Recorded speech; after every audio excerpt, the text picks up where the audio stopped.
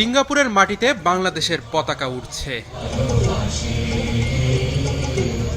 সেই সাথে জাতীয় সঙ্গীত বাজছে। আমার সোনার বাংলা গাইতে গিয়ে অশ্রুসিক্ত হয়ে পড়ছে বাংলাদেশ আর্চারি দলের সদস্যরা।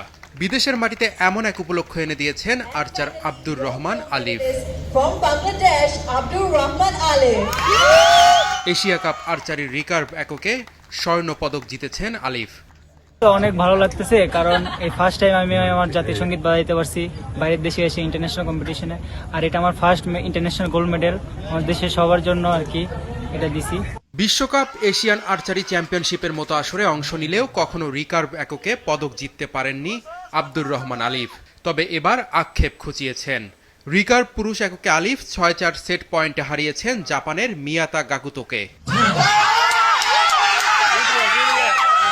আমার লক্ষ্য আর কি 28 অলিম্পিকে মেডেল নিয়ে আসা, ভালো রেজাল্ট করো এখানে। এর ইয়াতে আর কি আমরা প্র্যাকটিস করতেছি, ওই ধারাবাহিকতায় আমাদের কোচরা, আমাদের যে স্যাররা, আমাদের যে ইয়ার আছে সবাই আমাদের ওইভাবে সহযোগিতা করতেছে, আর আমরা ওইভাবে প্র্যাকটিস করে যাচ্ছি 28 অলিম্পিক নিয়ে। আমার টিমমেটরা চাই আর কি বেশি বেশি গেম খেলা, কারণ বেশি বেশি গেম খেলে আমাদের ওয়ার্ল্ড র্যাঙ্কিংটা আপ হবে আর আমরা টিম সহ অলিম্পিকে কোয়ালিফাই করতে পারবো। তো আমার চাওয়া আর কি, আমার ফেডারেশন বা ইয়ার কাছে আমার এটাই চাওয়া যে আমরা যেন সবগুলো গেমে পার্টিসিপেট করতে পারি, তাহলে আমাদের ওয়ার্ল্ড র্যাঙ্কিং এগোবে আর আমরা অলিম্পিক কোয়ালিফাই করতে পারবো। বিকেএসপি থেকে উঠে আসা এই আর্চার গত বছর এশিয়ান যুব আর্চারি চ্যাম্পিয়নশিপের রিকার্ভ এককে ফাইনালে চীনা তাইপের আর্চারের কাছে হেরেছিলেন। এবার সিঙ্গাপুরের মাঠে চমক দেখালেন। রোমান সানা, হাকিম আহমেদ রুবেলের পর নতুন করে আশা জাগাচ্ছেন আলিফ।